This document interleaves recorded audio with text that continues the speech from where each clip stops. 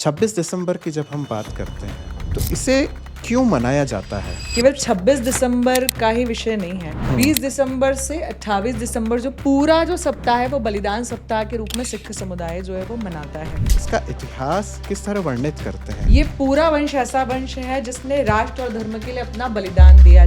साहिबजादों की जो शहादत हुई उनको देख के आज की नौजवानों को क्या सीख लेनी चाहिए? इन साहबजादों को ध्यान में रखते हुए आज की जो पीढ़ी है जी उसको भी सोचना चाहिए कि हमने जिस देश में जन्म लिया है जी उसके प्रति हमारा क्या कर्तव्य है। ये जो दोनों साहिबजादे हैं, कहीं मैंने पढ़ा कि जब दीवार में चुनवाया जा रहा था जी तो जो छोटे साहिबजादे हैं, बड़े साहिबजादे की आंखों में जब आंसू आए, उन्होंने कहा कि तुम्हें मृत्यु से डर लगता है क्या? जी अगर डर लगता है तो धर्म बदल दो। तो उसने कहा नहीं, मुझे मौत से डर नहीं लगता। तो शहीदी का वास्तविक अर्थ क्या है? देश के लिए, धर्म के लिए, लोकहित के लिए जो भी अपना सर्वस्व बलिदान दे दे वो शहीद है, वो बलिदानी है। लेकिन आज देश में मरने से ज्यादा देश के लिए जीने वालों की आवश्यकता है। आप अगर एक शब्द में डिफाइन कर सकें जो ये साहिबजादे हैं तो आप कैसे डिफाइन करेंगे? पुरुषार्थी पीढ़ी।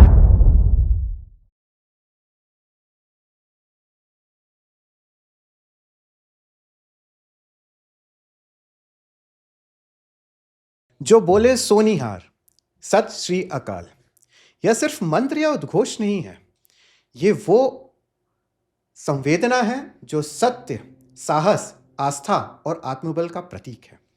इसे बोलने से सत्य के मार्ग पर चलने की निर्भयता और प्रेरणा तो मिलती है, इसके साथ में हमें एक ऐसे मार्ग पे चलने की प्रचेती मिलती है जो हमारे अंदर जोश भी भरता है, उमंग भी भरता है और आस्था भी भरता है। और इसी जप का उच्चारण करते हुए सिख समुदाय के 10वें गुरु श्री गुरु गोविंद साहब के बेटे, जिन्हें साहिबजादा कहते हैं, जोरावर सिंह और फतेह सिंह, मात्र 9 और 7 वर्ष की आयु में शहीद हो गए। वर्ष था 1705, तारीख 26 दिसंबर। तब मुगल शासक के सबसे क्रूर राजा और आक्रांताकारी औरंगजेब अपनी क्रूरता के चरम पर थे। बड़े बड़े 30 मार खाने उनके आगे अपने घुटने टेक दिए और धर्म बदलना स्वीकार कर लिया। वहीं ये दो ऐसे साहबजादे थे जिन्हें धर्म बदलना किसी भी हालत, सूरत और सीरत में स्वीकार नहीं था। उन्होंने मौत को अपने गले लगा लिया और मौत भी इतनी भयंकर, भयावह कि दोनों बालक दीवार में चुनवा दिए गए। तब भी उनके मुख से केवल एक ही बात निकली, जो बोले सोनिहार, सत श्री अकाल। नमस्कार दोस्तों, मैं हूं डॉक्टर मधुर टेमले और आज के ऑड वन आउट टॉक के पॉडकास्ट में एक बार पुनः आपका स्वागत करता हूं। आज का विषय हमारे भीतर की आस्था को, साहस को, सभी कुछ को एक जोश से भर देगा।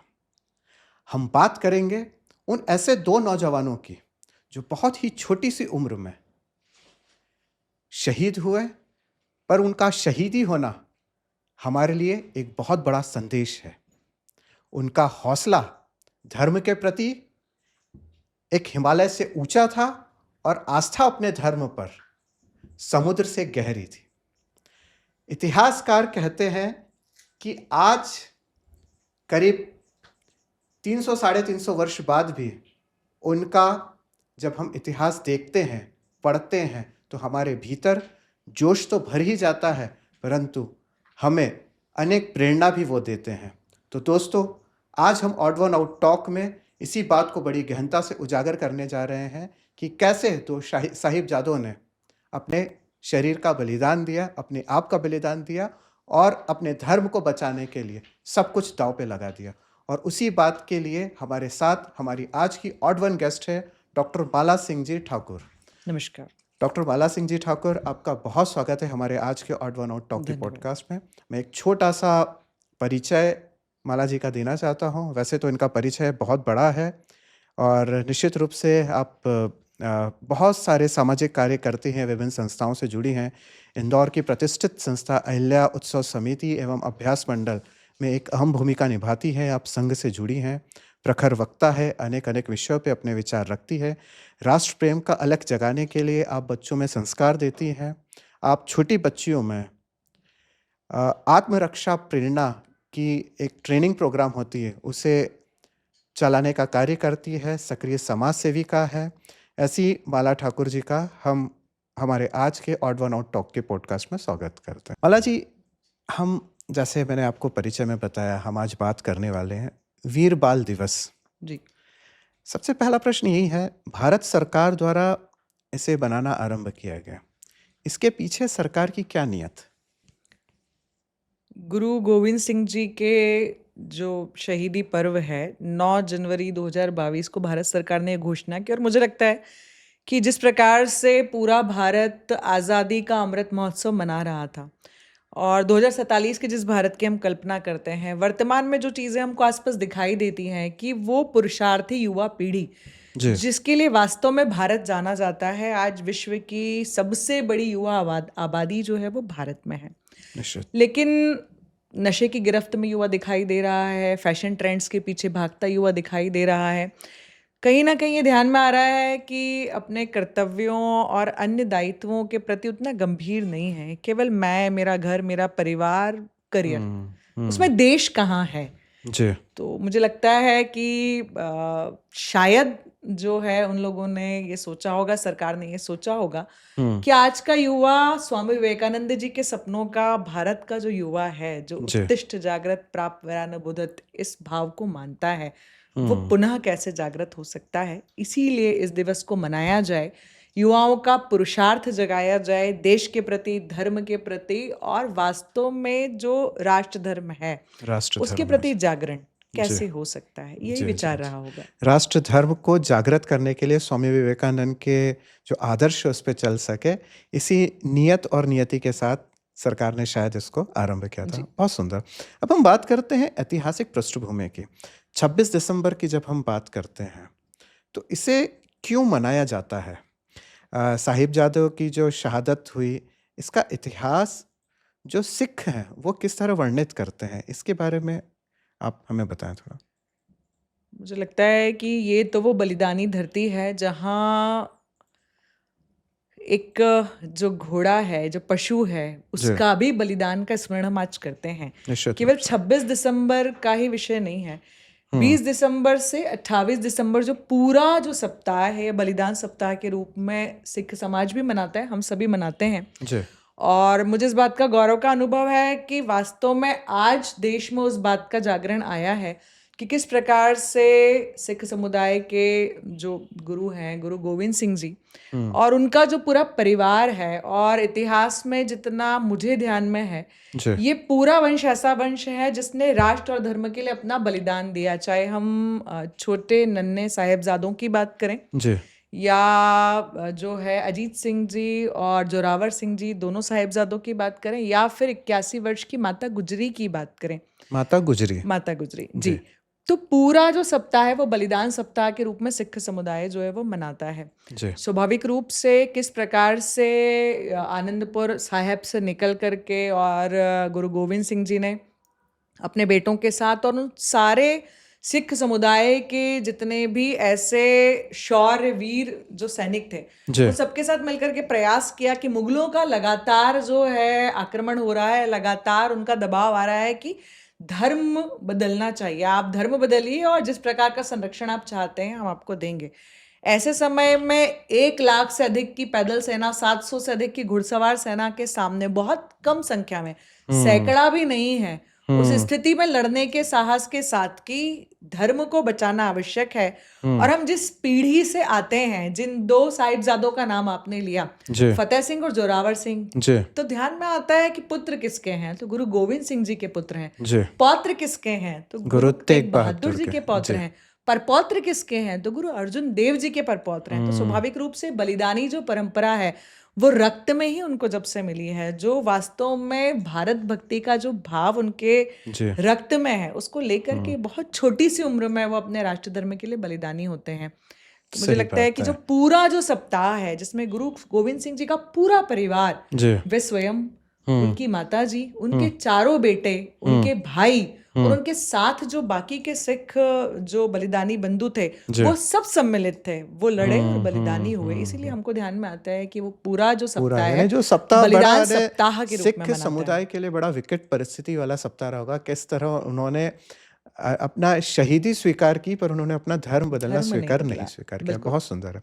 गुरु गोविंद साहब के जो परिवार थे, उन जैसे कहना तो बड़ा मुश्किल होता है कि वो परिस्थिति कैसी रही होगी जब उन्होंने इसी जो विकट जो दिशाएं चल रही है, विकट जो परिस्थिति चल रही है, उसका सामना करने का साहस उनमें कैसे था?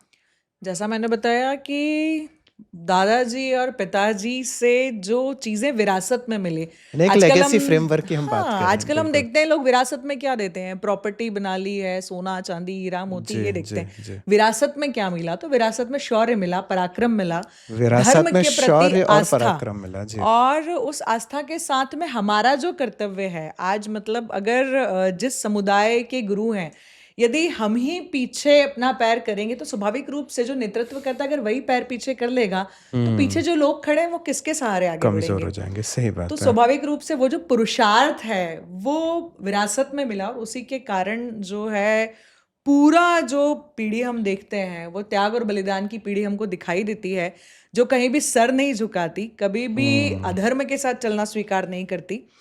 जिस उम्र में मैं आप देख रहे हैं कि छोटे बच्चे मात्र 15 वर्ष की उम्र और 19 वर्ष की उम्र में दोनों साहिबजादे जी। जो रणभूमि में खड़े हैं, और उनके बारे में कई स्थानों पर लिखा है कि उन्होंने युद्ध ऐसा लड़ा कि ऐसे जितने भी शत्रु हैं उनको काट रहे थे जैसे हम फसल को खेत में काटते हैं।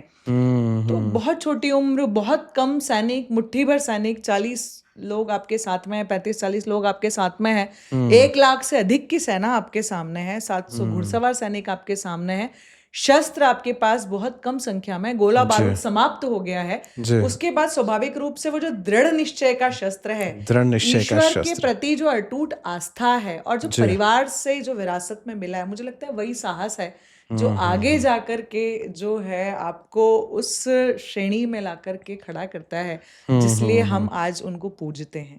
वो कहावत भी चलती है ना, एक बड़ा कॉमन प्रेस है, 1.25 से एक लड़ा हुआ तभी गुरु गोविंद सिंह नाम कहा हुआ। ये शायद वो इसी कारण से हुई तो होगी। बहुत अच्छी लेगेसी जो है उस परिवार से दी है। मेरा अगला प्रश्न उस नौजवान को देखते हुए, जो नौजवान भी नहीं बोल सकते, उसके बाल्यावस्था वाले जो 2 बच्चे थे जिन्हें दीवार में चुनवा दिया गया, जी। उनको देख के आज की नौजवानों को, मैं बड़े लोगों को भी बात करता हूँ, उनको क्या सीख लेनी चाहिए? कहीं पढ़ा था कि वो जो दोनों साहिबजादे हैं, जी। एक की उम्र 7 वर्ष है, दूसरे की उम्र 9 वर्ष है, जब दीवार में चुनवाया जाने लगा तो उसके पहले कई बार जब 5 दिसंबर को जब ढूंढा गया, 9 दिसंबर को जब कैद किया गया, लगातार प्रताड़नाएं देने का प्रयास किया गया, अलग अलग प्रकार से मोह देने का प्रयास किया गया। हम देखते हैं ना हमारे घर परिवार में बच्चे इस उम्र में 5-6 स्क्रीन, जो इंच का स्क्रीन है उसको स्क्रॉल करते हैं। जी। उस उम्र में इतनी दृढ़ निश्चयता के साथ जब उनसे पूछा जाता है, वजीर खान पूछता है कि अगर मान लो तुमको छोड़ दिया, तुम बाहर जाओगे तो क्या करोगे? तो बहुत छोटे बच्चे कहते हैं कि हम युद्ध के मैदान में मिलेंगे। इतना साहस जो है, तो मुझे लगता है कि ये तो विरासत में ही मिल सकता है। बिल्कुल। दूसरा ये ध्यान में आता है कि स्वाभाविक रूप से इन साहबजादों को ध्यान में रखते हुए आज की जो पीढ़ी है जी। उसको भी ये सोचना चाहिए कि हमने जिस देश में जन्म लिया है जी। उसके प्रति हमारा क्या कर्तव्य है। आज तो वैसी परिस्थितियां नहीं है कि मुगल आक्रमण कर रहे हैं या अंग्रेजों का आक्रमण होने वाला है, जी। लेकिन हाँ वैसी भी परिस्थिति नहीं है मधुर भाई कि हम लोग हाथ पे हाथ डाल करके, घड़ी करके और एसी कमरों में बैठे। स्वाभाविक रूप से चारों ओर से अलग प्रकार का आक्रमण है। युवाओं के लिए जो सबसे सामने हमको समस्या दिखाई देती है कि एक अलग प्रकार का ग्लोबल मार्केट सामने है, और मुझे लगता है कि एक अंतर्राष्ट्रीय षड्यंत्र का हिस्सा है कि भारत का वो युवा जो देश के प्रति, समाज के प्रति अपनी भूमिका का निर्वाह करना चाहता है, जी। आज इस सोशल मीडिया की जो दुनिया है उसमें भी बहुत आभासी जो होते हुए रिश्ते हमको दिखाई देते हैं। तो वहाँ मुझे ऐसा लगता है कि कहीं तो भी वो जो युवा है वो दिग्भ्रमित है, या तो एक नैरेटिव गढ़ने का काम बहुत बड़े पैमाने पर किया जा रहा है कि जो भारत का युवा है वो केवल एक अलग प्रकार का जो स्थान है उसके जीवन में है, वो my way, highway, my life, my way, इस प्रकार की चीज़ों में है। लेकिन वास्तव में मैं और आप जानते हैं कि आज का युवा आज भी जब घर से निकलता है तो माता पिता के पैर पड़ के निकलता है। स्वाभाविक रूप से रास्ते में कोई मंदिर आता है तो उतनी ही आस्था से, श्रद्धा से उसका सर झुकता है। आज भी मैं आप हम देखते हैं, परीक्षा देने हमारे घर के बच्चे जी। जाते हैं, भगवान से प्रार्थना करते हैं, पूजा करते हैं। घर में कोई बीमार है तो सबसे पहले ईश्वर का नाम जो है वो लेते हैं। निश्चित तो रूप से। बहुत कम प्रतिशत जो लोग हैं उनके कारण जो हमारे यहाँ एक छवि खराब करने का काम किया गया है। तो मुझे लगता है कि जो इस प्रकार के जो लोग हैं जिन्होंने देश के लिए, धर्म के लिए और अपने कर्तव्यों के लिए बलिदान दिया, साहस के साथ, पराक्रम के साथ, वो आज यानी की पीढ़ी इनको को हमें सीखने की कुल जरूरत मिला है। के ऐसे लोगों को हमें अपना रोल मॉडल बनाना चाहिए। डेफिनेटली, बिल्कुल। और वो युवाओं को तो बनाना ही चाहिए और बड़ों को भी बनाना चाहिए, क्योंकि जैसे आपने बताया कि सबसे पहले उन्होंने जो हमको जो चीज़ उनसे सीखनी चाहिए वो साहस। साहस, जी, साहस जो उनमें था वो आज की तारीख में कम हो रहा है, कम है। पैशंस की कमी हो रही है। फिर आपने जिस तरह बताया कि आज के चैलेंजेस थोड़े अलग है, अंतर्राष्ट्रीय परिवेश में है, तो उस अंतर्राष्ट्रीय परिवेश में भी कई बार हमने देखा है कि अपने हौसले वो पस्त हो जाते हैं उनके, वो हौसला उनको नहीं बिल्कुल खोना ठीक है। है। और निश्चित रूप से अगर उनसे सीख लेना ही है तो शौर्य और साहस की लेना चाहिए। हाँ, मतलब आज की जो पीढ़ी है वो 10वीं कक्षा में पेपर देकर आए हैं, कुछ कम नंबर आए हैं तो सीधे मौत की तरफ जाना, एग्जैक्टली। बहुत छोटी छोटी बातों में डिप्रेशन हो छोटी जाना, छोटी बातों में अकेलापन डिप्रेशन होना। महसूस जी। करना और इस तरीके की समस्याएं होती हैं। हम्म। तो ये जो दोनों साहिबजादे हैं, कहीं मैंने पढ़ा कि जब दीवार में चुनवाया जा रहा था जी। तो जो छोटे साहिबजादे हैं, बड़े साहिबजादे की आंखों में जब आंसू आए, उन्होंने कहा कि तुम्हें मृत्यु से डर लगता है क्या? जी। अगर डर लगता है तो धर्म बदल दो। तो उसने हाँ, कहा नहीं, मुझे मौत से डर नहीं लगता, हाँ, लेकिन मेरे आंखों में आंसू इसलिए हैं कि तुम मुझसे दुनिया में बाद में आए। ले और जाओगे। आज जब बलिदान देने की बात आ रही है अपने राष्ट्र के लिए, अपने धर्म के लिए, तो तुम मुझसे उम्र में छोटे हो, ऊंचाई में कम हो, तुम्हारा बलिदान पहले और पहले मुझे इस होगा। बात की तकलीफ है, मुझे इस बात का हाँ। दुख है, इसीलिए जो है मैं रो रहा हूँ। तो ये जो चीज है, मुझे लगता है ये जो ये दृढ़ निश्चय, ये जो एक्चुअली दृढ़ इसे कहते हैं ना, संकल्प है। गूजबम, मेरे आपको एकदम रोंगटे खड़े कर देने वाले हाँ, वाक्य उस समय हुए बिल्कुल। होंगे। जब हम इस तरह की बात करते हैं तो हमारे अंदर जोश भर जाता है, तो उस समय क्या परिस्थिति रही होगी। मैं आपसे अब ये जानना चाहता हूँ, शहीदी का वास्तविक अर्थ क्या है? अगर परिभाषित रूप में देखते हैं तो ध्यान में आता है कि देश के लिए, धर्म के लिए, लोकहित के लिए जो भी अपना सर्वस्व बलिदान दे दे, वो शहीद है, वो बलिदानी है। लेकिन आज के समय में ऐसा लगता है कि सीमा पर जो सैनिक भाई हैं, जो बहनें हैं, वो लड़ रही हैं, स्वाभाविक रूप से उनका जब सर्वोच्च बलिदान होता है देश के लिए तो वो प्रणम्य है। लेकिन आज देश में मरने से ज्यादा देश के लिए जीने वालों की आवश्यकता है। मैं, मेरा देश। करियर और इन सब चीजों के साथ हम देश के लिए क्या कर सकते हैं। जी। राष्ट्र प्रथम बोलना, केवल 15 अगस्त और 26 जनवरी पे तिरंगा फहरा लेना, जय हिंद जय भारत बोल देना, ये राष्ट्रभक्ति नहीं है। जी। हम जहाँ हैं, जैसे हैं, जो काम कर रहे हैं, वो कैसे भारत भक्ति के भाव से कर सकते हैं। तो मुझे लगता है कि वो काम करने की आवश्यकता है। उस प्रकार के सर्वोच्च बलिदान की अपेक्षा मुझे लगता है कि एकदम से तो देश भी नहीं करता है। देश को भी लगता है कि अच्छे युवाओं को बहुत छोटी चीज़ों में पढ़ने के बाद अपने आप को मृत्यु को सौंपना, ये नहीं करना चाहिए। कैसे देश के लिए जी सकते हैं, देश के इसका लिए प्रयास कैसे जी करना सकते हैं, चाहिए। इसका प्रयास करना चाहिए। हमारे द्वारा समाज में क्या अच्छा संदेश जाए, इसका हमें प्रयास करना चाहिए निश्चित रूप से। अब जो एक अत्याचार और एक सिद्धांत, उनके ऊपर अनेक अत्याचार हो रहे थे और दूसरे उनके जो सिद्धांत थे, इन दोनों को आप कैसे देखते हैं? कैसे सिद्धांत अत्याचार पे हावी थे? स्वाभाविक रूप से कि ये जो वर्ष है, ये हिंद दी चादर गुरु तेग बहादुर जी के बलिदान का 350वां वर्ष है। और हमने देखा कि पूरे भारत को अपने रक्षण के साथ उन्होंने किस प्रकार से बचाने का प्रयास उस समय किया, इसलिए उनको हिंद दी चादर कहा जाता है। तो उस परंपरा से आने वाले, तो ध्यान में आता है कि स्वाभाविक रूप से हम जिन कुल परंपराओं को मानते हैं, वहाँ हम ये कहते हैं कि रघुकुल रीत सदा चली आई, जी। प्राण जाए पर वचन न जाए। जी। तो उस समय मुझे लगता है कि इसी प्रकार से, जिस प्रकार की देश की परिस्थितियां थी, तो सबके लिए सबसे पहले तो अपनी मातृभूमि ही प्रथम रही ही होगी। जी और उसी प्रकार से बच्चों की परवरिश, उसी प्रकार से परिवार का लालन पालन पोषण हुआ होगा। इसी कारण सबसे पहले उसूल और सिद्धांत, ये सब चीजें आती हैं। ऐसा जी नहीं है कि आज ये समाप्त हो गए। आज भी बहुत सारे ऐसे लोग हम देख सकते हैं, मैं आप, हमारे से बहुत सारे लोग हैं जो कभी भी अपने उसूल सिद्धांतों से समझौता नहीं करते। जी हमेशा उस पर अड़िग रहते हैं। अगर हमने कह दिया है, वो अलग बात है कि कोई फिल्म का डायलॉग है, कमिटमेंट कर लिया तो कमिटमेंट कर लिया, ये डायलॉग हो सकता है। लेकिन हम जिस कुल परंपराओं से आते हैं वहां तो ये, अगर रक्त की आखिरी बूंद भी है तो कमिटमेंट है। कोई अगर हमने कोई विचार किया है, हमारे जो उसूल सिद्धांत है, मुझसे समझौता नहीं करेंगे। नहीं करेंगे। और जो अत्याचारों की तरफ देखते हैं तो ध्यान में आता है कि चाहे बंदा बहादुर जी के सामने जो है बेटे का कलेजा ला दिया हो, या फिर ये भी देखा हमने कि बच्चों को ये मालूम है, उन दोनों साहिबजादों को जब आखिरी समय में ये भी बताया गया कि अब जो है आपके दोनों भाई भी नहीं है, दादी जो है वो भी वो भी नहीं। मरणासन्न है, तब भी उनका हौसला नहीं टूटा। उन्होंने ये साहस किया कि हम, हमारे जो कुल की परंपरा है, जी जो संघर्ष की परंपरा है, हम उसको आगे बढ़ाएंगे। हमारे अंदर जो दृढ़ निश्चय है, हम उसके साथ अपना जीवन जिएंगे। हम इन सब बातों से डिगने वाले नहीं हैं। कुछ भी हो जाए, हम धर्म नहीं बदलेंगे, सिक्खी नहीं छोड़ेंगे। तो ये ध्यान में आता है कि स्वाभाविक रूप से सिद्धांत सबसे पहले है, और अगर आप सिद्धांतों के साथ चलते हैं तो किसी भी प्रकार का अत्याचार जो है उस सिद्धांत के आगे नहीं सिद्धांत का ठहरता। एकाक नहीं टिक पाते। बिल्कुल सही बात है। हम अब आधुनिक परिप्रेक्ष्य की बात करते हैं कि आज के समय में शहीदी दिवस का जो महत्व है, क्या वो बदल चुका है? क्या स्कूल कॉलेज में युवाओं को इसके इतिहास के बारे में पर्याप्त जानकारी दी जाती है? मधुर भाई, मुझे लगता है कि इसका प्रयास 2022 जनवरी से प्रारंभ हुआ, और जब ये घोषणा हुई कि 26 दिसंबर को वीर बाल दिवस के रूप में मनाया जाएगा, और ये जी ध्यान में आता है कि बहुत सारे विद्यालयों में कुछ पोस्टर कंपटीशन, स्लोगन कंपटीशन, इस प्रकार की प्रतियोगिताएं होने लगी। कोई एक पुस्तक का प्रकाशन भी हुआ। जी और भारत सरकार एक बहुत बड़ा राष्ट्रीय कार्यक्रम करती है जिसमें पूरे देश भर से ऐसे बच्चे जिन्होंने साहस का और शौर्य का कोई काम किया है, उनको पुरस्कृत करती है। तो स्वाभाविक रूप से जागरूकता तो आई है, 2-3 वर्षों में जितनी आसक्ति है वो आई है।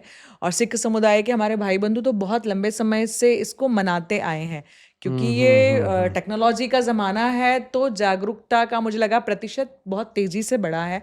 आज मैं आप यहाँ बैठ कर के इस विषय पे पॉडकास्ट कर पा रहे हैं, इसका मतलब है जी कि जागरूकता आई है, इसलिए जागरूकता आज आई हम है यहाँ निश्चित बैठे रूप हैं। से। आपने जो पूर्व पृष्ठभूमि रखी, तो स्वाभाविक रूप से आपने भी उस बात का अध्ययन किया। तो इस प्रकार से बहुत सारे लोग, बहुत सारे आयोजन, बहुत सारे कार्यक्रम केवल सिख समुदाय नहीं करता है, आम जो जनमानस है वो भी उससे जुड़ने लगा है। और सभी विद्यालयों में इस पूरे सप्ताह में कोई ना कोई प्रतियोगिता, इस प्रकार के कार्यक्रम होते हैं। और आपको ये ध्यान में होगा कि पहले जो छुट्टियां हैं वो जी 25 दिसंबर से जो है ठंड की छुट्टियां हुआ करती थी। जी अभी ये हुआ है कि वो छुट्टियां जो है वो बाद में होंगी, और 21 तारीख से पूरा सप्ताह मनाया जाता है। विद्यालयों में मनाते हैं, महाविद्यालयों में मनाते हैं। एनसीसी एनएसएस के जो कैडेट्स हैं जी उनके बीच में भी विशेष कार्यक्रम होते हैं, और कुछ जो सामाजिक संस्थाएं हैं वो भी कोई ना कोई आयोजन इस प्रकार करती हैं। गत वर्ष अगर आपने देखा हो तो इंदौर के लगभग सभी बड़े पेट्रोल पंप पर शहीदी दिवस और वीर बाल दिवस और दोनों साहिबजादों के चित्र, उसके साथ में कुछ कोटेशंस लगे थे। अगर आपको बिल्कुल थोड़ा बहुत बिल्कुल भी निश्चित निश्चित हल्का सा ध्यान में होगा फ्लैशबैक करें तो बिल्कुल याद आता है वहाँ। जी तो मुझे लगता है कि स्वाभाविक रूप से लोगों में इसके प्रति जागरूकता तो आई है। बहुत अच्छा है यानी। और अभी और किस तरह से, जैसे सोशल मीडिया का जिस तरह से उपयोग हो रहा है, तो सोशल मीडिया और इंटरनेट के माध्यम से इसका संदेश प्रभावी तरीके से और कैसे फैलाया जा सकता है? मुझे लगता है कि 26 दिसंबर जो वीर बाल दिवस है उसका जी विषय तो सबके बीच में जाना ही चाहिए। जी लेकिन इसके साथ साथ में जो दोनों और साहिबजादे हैं, साहिबजादे अजीत सिंह और साहिबजादे जोरावर सिंह, जी जुझार सिंह, उन जी दोनों का विषय भी जाना चाहिए। केवल 18 वर्ष की उम्र, केवल 14 वर्ष की उम्र, जिस उम्र में तो बच्चे कांच के सामने खड़े होकर हम कैसे दिख रहे हैं, जी कौन सी बाइक लेना है, क्या हमारा करियर होना चाहिए, केवल इस इन विषय विषयों के पे बारे में सोचते हैं, या कौन सा पिज्जा मंगाना है, कौन सा बर्गर खाएंगे। आज की जनरेशन केवल उतना ही सोच पाती है। उस उम्र में अपने पिताजी से कहते हैं कि आप यहीं रुकिए जी और हम जाकर के लड़ेंगे, हम पैर पीछे नहीं करना चाहते। और इस भावना के साथ कि सामने इतने लाखों लोग खड़े हैं, उसके बाद स्वयं अकेले जाकर के मैदान में जाना और लड़ना, मुझे लगता है ये बहुत बड़ी बात है, बहुत बड़ी प्रेरणा है। पुनः कहूंगी कि आज वैसी परिस्थिति नहीं है, लेकिन उतनी अनुकूल परिस्थिति भी नहीं है। वर्तमान परिस्थितियों में देश कहाँ पर होना चाहिए, ये विचार करने की आवश्यकता है। और वर्तमान परिप्रेक्ष्य में देश कहाँ, क्योंकि हम आज़ादी का 75वां वर्ष ने जो अमृतकाल मना चुके हैं, जी अब आगे की ओर बढ़ रहे हैं। हम बिल्कुल 2047 की तैयारी करें, तब हम जी सोच रहे कि हमारा देश जो है पूर्ण विकसित हो जाएगा। और ऐसी परिस्थिति में युवाओं के ऊपर एक बहुत बड़ी बड़ी जिम्मेदारी जिम्मेदारी है है, कि बिल्कुल वो ठीक है। अपना जो भी उनका व्यक्तित्व है, जो भी उनकी ड्यूटी या रिस्पॉन्सिबिलिटी है, उनका बिल्कुल निर्वाह अच्छे से करें। मैं व्यक्तिगत और सामुदायिक दृष्टिकोण से मैं आपसे कुछ अब बातें जानना चाहता हूँ। आपके लिए शहीदी दिवस का व्यक्तिगत महत्व क्या है? देखिए, मेरे लिए बहुत सौभाग्य की बात है कि 26 दिसंबर मेरी बिटिया का जन्मदिन रहता है। अच्छा। पुण्या उसका नाम है, और पुण्याति वेलफेयर फाउंडेशन के माध्यम से हम बच्चों के बीच में जाते हैं और वीर बाल दिवस के दिन शक्ति शिविर करते हैं, आत्मरक्षा शिविर। जी। और उस आत्मरक्षा शिविर के साथ उनको बताते हैं कि किस प्रकार से दोनों साहिबजादों का बलिदान हुआ और कैसे जो दोनों बड़े साहिबजादे हैं उनका बलिदान हुआ। आज हम किस प्रकार से अपने देश के लिए क्या कर सकते हैं, इससे हमको सीखने की आवश्यकता है। जी। इस प्रकार से उनसे बातचीत करना, और आत्मविश्वास ही सबसे बड़ा हथियार है। ये चीज़ जाकर के उन बेटियों से बातचीत करना और सिखाना। और ये दिन मेरे लिए व्यक्तिगत रूप से इसीलिए बहुत ज़्यादा मेरे हृदय के बहुत करीब है। स्वाभाविक रूप से सिख समाज के बंधु भगिनी के बीच में लगातार जाना होता है, और जब भी हम देश में इस प्रकार की परिस्थिति आती है तो देखते हैं सिख रेजिमेंट सबसे आगे हमको दिखाई देती है। निश्चित रूप से। जब भी जी। कोई युद्ध की स्थिति युद्ध की आई बात है या इस होती है। प्रकार की कोई भी स्थिति आई है जब देश किसी समस्या में है, जी। तो वो हमेशा से फैसिनेटिंग रहा। वो हमेशा से ऐसा रहा कि नहीं, उस समुदाय के प्रति, उन लोगों के प्रति अंदर से एक उस प्रकार का गर्व का भाव मन में हमेशा रहता है। और इसीलिए जो पूरा सप्ताह है, हम व्यक्तिगत रूप से प्रयास करते हैं कि अधिकतम बच्चों को इस विषय में मालूम होना चाहिए। जहाँ जहाँ हम लोगों की बातचीत है, परिचय है, वहाँ हम लोग व्यक्तिगत रूप से बात करते हैं कैसे ये विषय और अधिक लोगों तक जा सकता है। इसके लिए प्रयास हमारी ओर से रहता है। आप अगर एक शब्द में डिफाइन कर सकें जी, कि जो ये साहिबजादे हैं, तो आप कैसे डिफाइन करेंगे उन्हें? पुरुषार्थी पीढ़ी। पुरुषार्थी पीढ़ी। बहुत सुंदर। अब आपने बहुत सारी चीज़ें हमें बताई अलग अलग दृष्टिकोण से, वर्तमान में किस तरह युवा है, पहले के जो वो युवा थे उनके पास क्या चैलेंजेस थे, और वो किस तरह धर्म के आगे अडिग रहे। जैसा कि चर्चा होती है कि उनका जो आस्था थी धर्म के प्रति, वो यानी समुद्र के पानी से भी गहरी थी, और अटल इतना था कि वो जितना हिमालय है उससे भी ऊंचा उनका अटल स्वभाव था। हम आज की पीढ़ी को शहादत के साथ अगर हम समझें, तो उनसे एक चीज़ हमें क्या सीखनी चाहिए? आज का जो युवा है वो अपनी जो चीज़ जो वो सोचता है वो करने के लिए तटस्थ रहता है। जो सोच लिया, चाहे वो करियर है या कोई भी चीज़, कोई सपना अगर देखा है तो उसके पीछे कैसे भाग करके उसको पूरा करना है। तो आज के युवा से वो सीखा जा सकता है कि उसका जो कमिटमेंट है, उसका जो एक नई चीज़ों को सीखने की जो ललक है, जी। मुझे लगता है कि आज की पीढ़ी से वो हम सब लोग सीख सकते हैं। बहुत सुंदर। आखिरी प्रश्न है मेरा, आने वाली पीढ़ी को ये इतिहास जीवंत रखे, इसके लिए क्या करना चाहिए? पहली चीज़ तो कि इस प्रकार के माध्यम, जैसे ये आपने बहुत अच्छा प्रयास किया कि पॉडकास्ट के माध्यम से ये चीज़ें लोगों तक पहुँचे। एक नाटक जो है वो भी तैयार हुआ है गुरु तेग बहादुर जी के 350वें प्रकाश पर्व के अवसर पर, और मेरा ऐसा मानना है कि सभी के बीच में वो नाटक जो है वो जाना चाहिए। इंदौर में भी संभवतः आगामी जो वर्ष है उसमें वो नाटक जो है बड़े स्टेडियम में देखने को मिल सकता है। उसका प्रयास कुछ अच्छा। लोग कर ही रहे हैं, और बहुत नज़दीक से हम कैसे इन चीज़ों को पढ़ सकते हैं। तो जितनी भी माताएं इस पॉडकास्ट को सुन रही हैं उनसे मेरा ये आग्रह है कि जब हम लोग छोटे थे तो घर में दादी जी, नानी जी, माता जी कहानी हम सबको सुनाया करती थी। आज के समय में बहुत ज़्यादा हम टीवी, मोबाइल, इन पे बहुत डिपेंडेंट हो गए हैं। कैसे वो जो संवाद की पुरानी परंपरा है उसको आधार बना करके ऐसे विषयों के बारे में अपने बच्चों को बताना, जो भी पर्व हैं, त्योहार हैं और इस प्रकार के जो दिवस आते हैं उनके विषय में बच्चों को बताना और उनके मन में उस भाव का जागरण करना कि आप उस कुल परंपरा और वंश को मानने वाले लोग हैं। तो आप सबसे आग्रह करना चाहती हूँ कि हम अपने बच्चों को छोटी कहानियों के माध्यम से, नैतिक शिक्षा की कहानियों के माध्यम से ऐसे विषयों को उनके बीच में लेकर के जाएं, अपने व्रत त्योहारों के विषय में बताएं और वर्तमान में आज की क्या परिस्थिति और हमारी क्या भूमिका हो सकती है। तो ये संस्कार घर से ही मिल सकते हैं और संस्कार देना ये परिवार का विषय है, सरकार का विषय नहीं है और न ही विद्यालय का विषय है। उस पर निर्भरता कम करके व्यक्तिगत रूप से हम आज की पीढ़ी को कैसे तैयार कर सकते हैं, इसके लिए काम करने की आवश्यकता है। बहुत सुंदर संदेश है ये कि सिर्फ हमें स्कूल में ही डिपेंडेंट नहीं रहना है।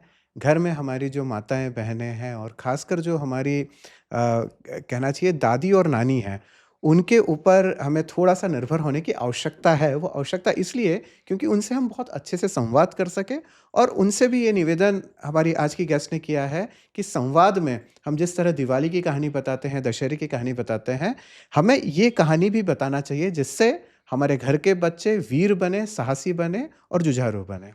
तो ये थी हमारे साथ डॉक्टर माला सिंह ठाकुर जी, जिन्होंने बहुत ही बखूबी से उन परिस्थितियों के बारे में बताया जिन परिस्थिति में 2 नौजवान ने अपने प्राण की आहुति दी और जिनके लिए ये विशेष दिवस मनाया जाता है। आप सभी का बहुत धन्यवाद। इसी तरह आप हमारे साथ जुड़े रहिए, आपको अच्छे-अच्छे कंटेंट हम हमेशा लेके आते रहेंगे।